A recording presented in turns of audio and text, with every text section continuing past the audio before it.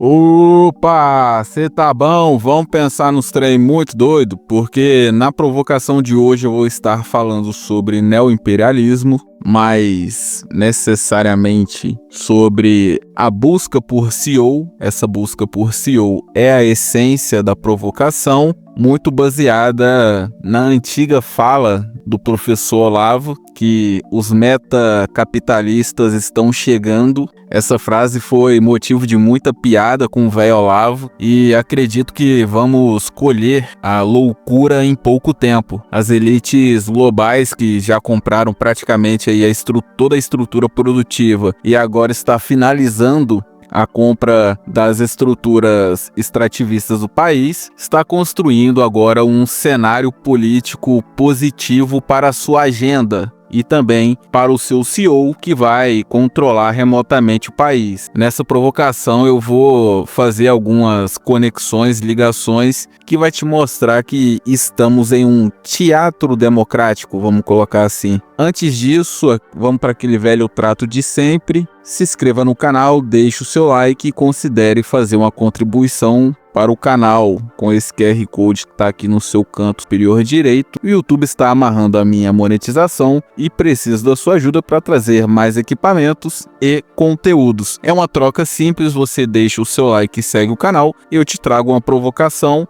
Eu vou trazer essa busca por CEO baseado na perspectiva de signo. Então entenda signo enquanto ações que, ao serem executadas na realidade, passam a demonstrar determinada existência abstrata. Então você foca, por exemplo, no amor. O amor em si não existe, mas ao você ser companheiro, dar carinho, entregar segurança, entre outros aspectos, isso demonstra que você ama uma pessoa. Então é um conjunto de ações que geram um signo, um significado. Então quando você pega aí o último mandato de Biden, teve algumas ações soltas que passaram despercebido e que, quando foram notadas, demonstravam uma caridade ou um tipo de parceria entre países que de longe parecia ser algo bom e que vem se mostrando, depois do passar do tempo, que eu acredito mesmo que ele deu corda para que as pessoas se pendurassem. Então, assim, as ações do Biden, elas são extremamente dúbias. Então, assim, se tu focar nessas demonstrações de caridade do grandioso Império Americano, tu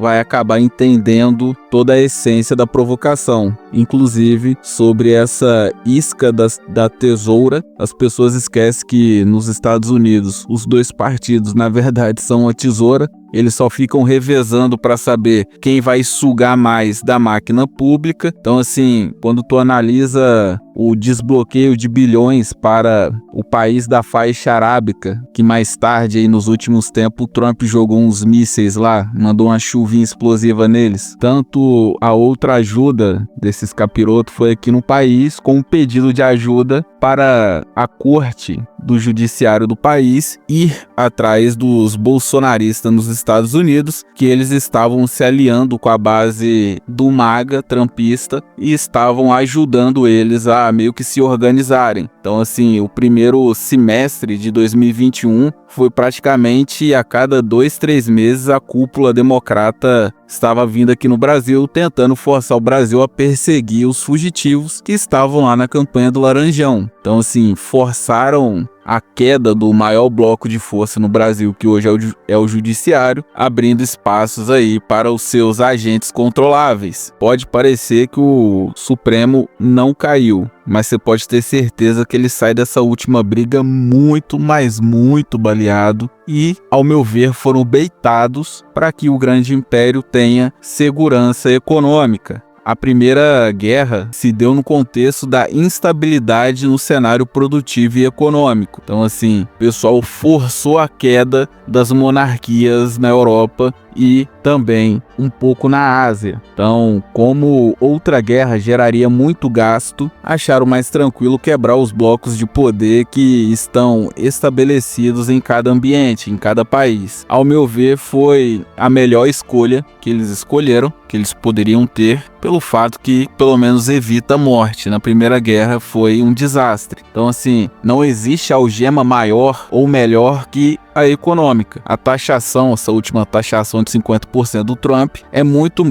por conta da tentativa de quebrar a cotação do dólar ou dos dólares vinda do BRICS. E o fato de o mundo todo estar entrando em crise faz com que o nacionalismo se aponte aí como o maior inimigo da estabilidade remota dos impérios. Então tu pega a quebra da cotação em dólar e o nacionalismo seria aí um grande choque para várias colônias econômicas, tanto do Império Americano quanto do chinês. Então, assim, evitar qualquer tipo de aventura que possa quebrar empresas e investimentos, ao meu ver, hoje é o maior objetivo desses impérios. Então, todo esse caô de, a democracia, estão perseguindo meu amiguinho, obviamente é só caô, é por conta do BRICS tentando quebrar a cotação. E nisso entra o que vai deixar muita gente pé da vida comigo, mas o nosso camisa 10, né? Camisa 10 da desgraça. A primavera de 2014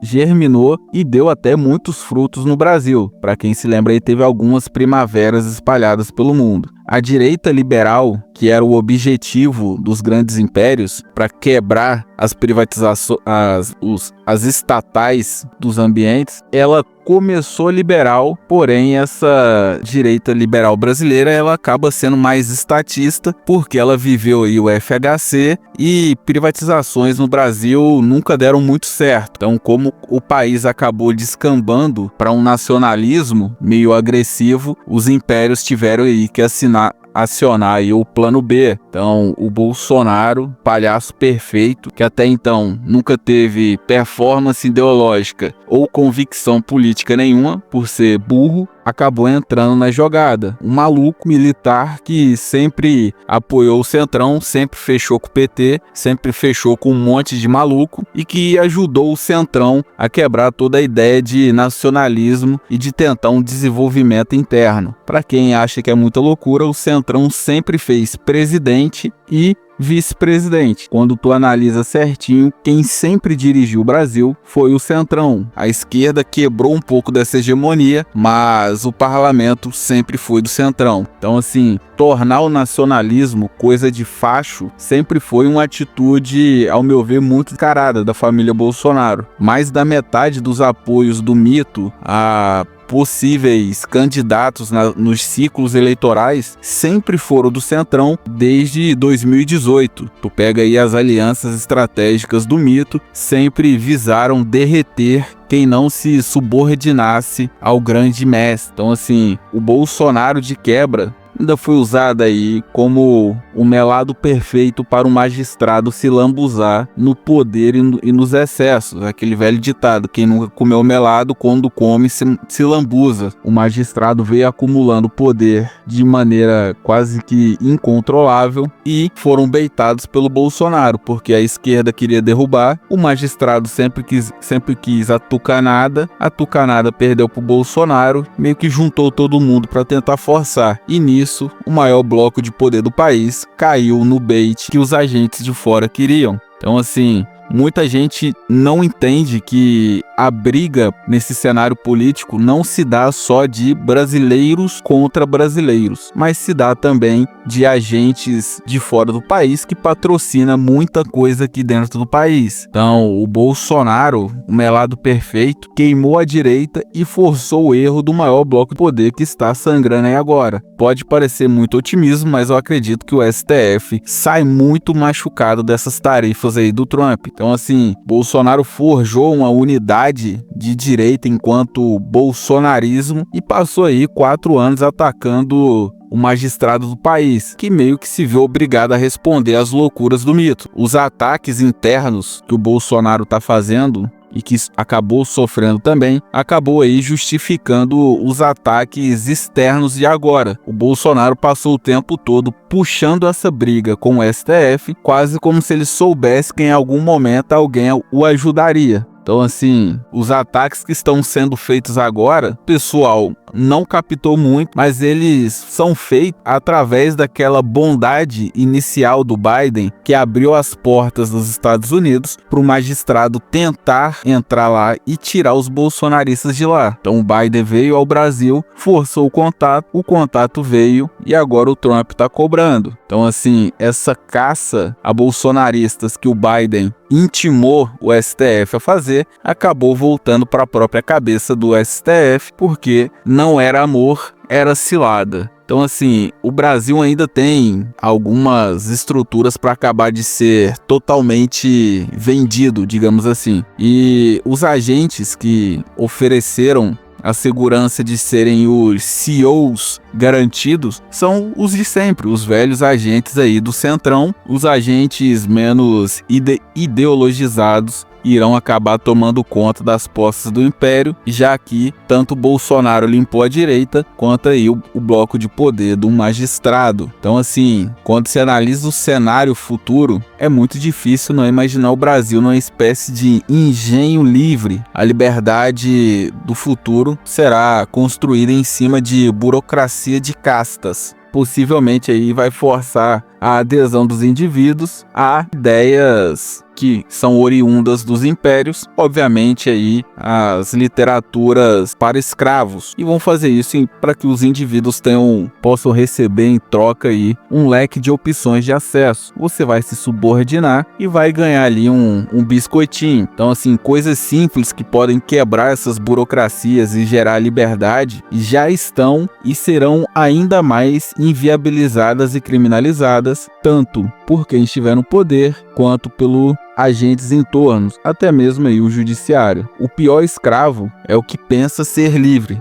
Viveremos uma liberdade de concessões, não teremos nada e talvez seremos felizes. Se a marginalização por conta de falta de espaço produtivo já é um problema hoje, em um futuro de cartelização de pequenos comércios do Império, só restará aí a destruição e, obviamente, o bolsa, alguma coisa para tentar manter toda essa massa marginalizada quieta. E, obviamente, cheguei nessa conclusão porque agentes caóticos no Brasil, eles não têm piedade de ninguém. Como disse antes, não existe só brasileiro no Brasil. Existem representantes da China, dos Estados Unidos, da Europa, então, sim, de Israel, de vários países e que vão influenciar e vão nos tornar prisioneiros desses possíveis grandes impérios. Então, assim, os grupos econômicos são o braço de soft power do império e eles já privatizaram todos os poucos espaços produtivos que o Brasil tem. Então, assim, potencial de inovação é coisa de sonhador. Eu vejo o pessoal falando de industrialização varguista, não sei o que. Cara, é um sonho molhado. Nós estamos dentro de uma nova corrida de colônia 3.0. Voltamos mais ou menos para 1930, onde os impérios sentaram numa mesa e dividiram o mundo em pequenos blocos, em pequenos currais, e forçaram as suas economias dentro desses currais, seja na África, na América do Sul, na Ásia. Então meio que a gente está vivendo essa corrida 3.0. Toda essa papagaiada de Trump contra o STF aí é só, obviamente, uma tentativa de fortalecer grupos mais administráveis remotamente. Os blocos de poder regional não irão conseguir futuramente sustentar os seus poderes, pois vai ter muita crise política e econômica. Então, assim, quando eu falo da cotação, é porque o maluco lá dos Estados Unidos pode implementar uma crise aqui no Brasil, 2 palitos. É só ele dar pau no câmbio que ele já gera um tumulto todo. Então, assim, isso acaba deixando o caminho aberto para fantasmas lobistas que ficam como encosto no centrão, ditando as regras que eles vão usar para travar a vida de todo mundo. Então, assim, é uma provocação meio louca, mas espero que você, até o final, você vai acabar entendendo. Tô indo pro segundo bloco, vou trazer o de sempre, alguma ideia que eu acho que poderia ajudar nesse problema do cenário, e a essência da ideia vai ser sobre quebra de conexão. Vou trazer a ideia da oxigenação forçada. Esse controle externo sobre o pária democrático Brasil é baseado na capacidade de manter agentes eles em espaços de poder absoluto do Estado. O foco da ideia é gerar instabilidade nos espaços do Estado a ponto de forçar quebra de conexão com grupos de interesse externos, ao meu ver, sem números de mandatos máximos, sei lá, 3 mandatos máximos, e substituição de servidores públicos, quebrar essa longevidade do servidorismo público. Veremos aí agentes infiltrados servindo de auxílio para metacapitalistas que já se apropriaram de boa parte das estruturas, já estão acabando de construir o cenário do parlamento e agora vão acabar aí só se aconchabrando dentro do próprio Estado. Então, assim, é forçar essa quebra de controle externo através aí de revezamento. As eleições, ao meu ver, deveria ser estilo parlamento europeu, com votação nos partidos ao invés de ser nos candidatos. E o quantitativo elegeria uma lista pré-acordada com a população, visando aí a crítica a quem não tem o mínimo de ideal alinhado com a base. Então você não veria pessoas totalmente aleatórias vencendo eleições. Os partidos teriam que demonstrar que a lista está coerente com o que o partido está pregando para as pessoas. Acredito que o maior problema, nesse caso da interferência externa na política, é a facilidade dos partidos de se blindarem da própria população. Quebrar essa blindagem é a única maneira de quebrar a segurança que as forças externas têm de gerar blocos de poder e monopólio aqui dentro do país. Então, assim, se pessoas filiadas ao partido votarem na lista e essa lista só ser contemplada com pessoas que vão abraçar ideias, acredito que reduz aí o problema. Outra ideia é a ideia de eleição de reparo, que no caso daria para forçar os partidos a terem o mínimo de palavra com quem fez o voto de confiança neles. Isso reduziria a ideia de quebra de interesse nacional. O partido ele sobe ao poder com uma ideia, chega lá ele começa a fazer outra coisa. Então, assim, repito, se não forçar uma instabilidade nos agentes públicos e políticos, dificilmente veremos o país sair dessa grande merda. Acredito que todos os candidatos teriam que ser votados dentro de uma mesma janela, no mesmo ano. Então, assim, vereador, deputado estadual, todo mundo seria votado, por exemplo, o ano que vem. E depois de 2 anos, a gente teria aí uma espécie de reavaliação dos mandatos e entreguistas seriam retirados. Daria para você retirar o seu voto e colocar o seu voto em um outro partido. E isso ajuda na pressão da base sobre malandros financiados, o que acaba quebrando aí essa ideia de foco macro que o Império está tendo, que eles planejam o mundo do país deles e a gente acaba seguindo. Os Estados Unidos estão se preparando e planejando-se para uma segunda guerra. Segunda não, né? Uma terceira guerra. Mais sei lá quantas guerras esses malucos vivem. Então, assim, os possíveis aliados e inimigos já estão sendo delimitados. E a segurança dos seus recursos de fábrica e de produção e os seus investimentos estão sendo levados em conta. E o pessoal vai pesar a mão para garantir que nada saia do controle. Então, assim, essa ideia que o Brasil é inútil para os Estados Unidos, cara, isso é uma narrativa burra só para desvalorizar o próprio país. Um país que tem média de 50 bilhões de commodities vendidas para os Estados Unidos, commodities essas que viram facilmente aí uns 125 bi pós-manufatura, e quando tu ainda soma mais ou menos aí 60 bi que o Brasil consome dos Estados Unidos, esse país nunca será irrelevante. Então, assim, se tu tira esses 185 bi do mercado, é tirar e ver quantas empresas que vão quebrar. Tu não vai tirar 185 bi do mercado e vai passar ileso, mesmo sendo os Estados Unidos. É mais uma daquelas narrativas só para jogar o país para baixo, para botar americano para cima, aquela síndrome de vira-lata que a gente tem. Então, assim, essas algemas do império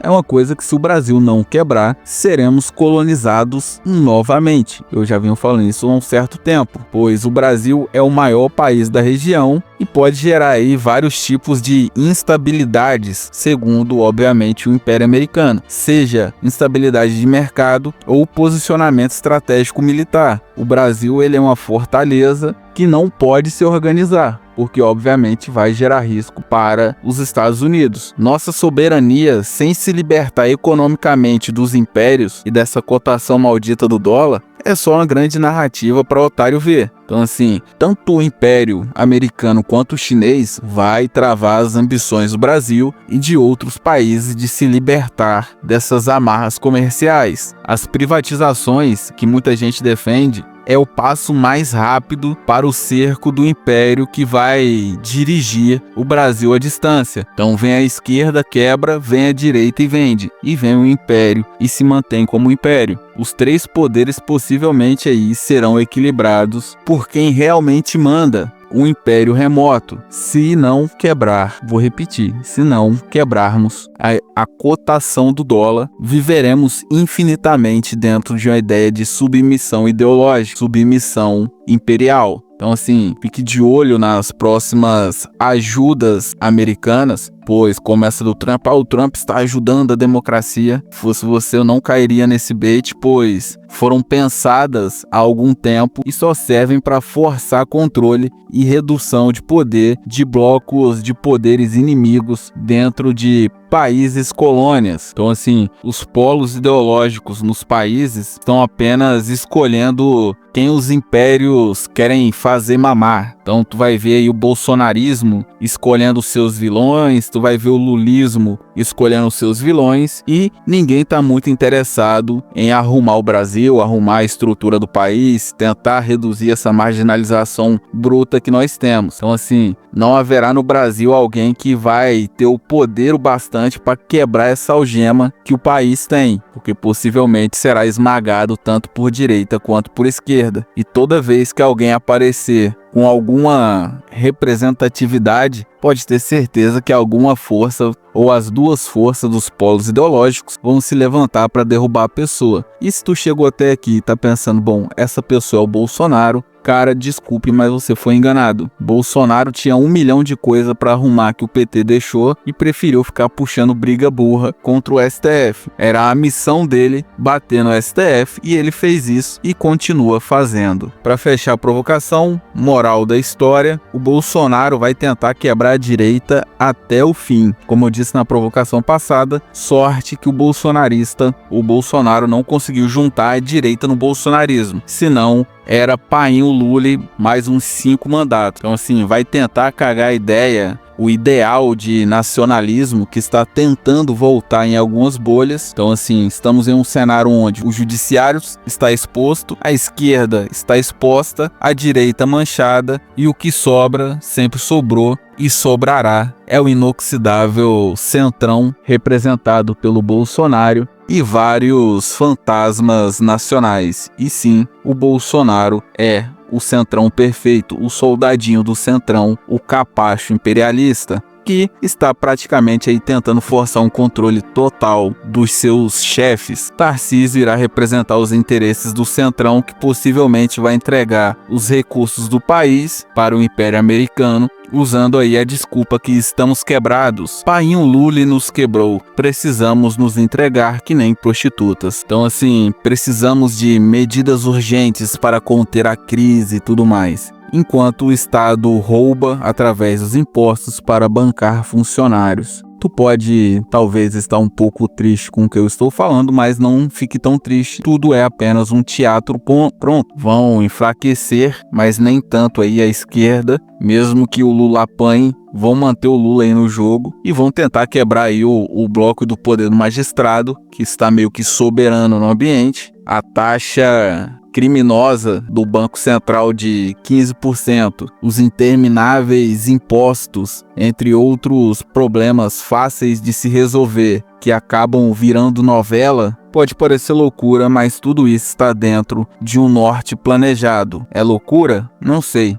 o tempo dirá. O Olavo falava que o pessoal ia comprar o Brasil. Muitos deram risada dele. Toda revolta, toda provocação é revolta de Atlas. Retire crédito desse sistema desgraçado. Retire crédito racional. Não racionalize junto com os gados. Enxergue o cenário político baseado em uma linha do tempo. Senão, irá ficar preso em um carrossel informativo, garotinho. A provocação de hoje foi essa. Se te trouxe alguma reflexão, deixe o seu like, siga o canal e faça uma doação para esse grande e bonito, vistoso QR Code que está no meio da tela. Com isso, trarei mais equipamentos e conteúdo para todos vocês, beleza? Então, fique com Deus, um forte abraço, até a próxima provocação.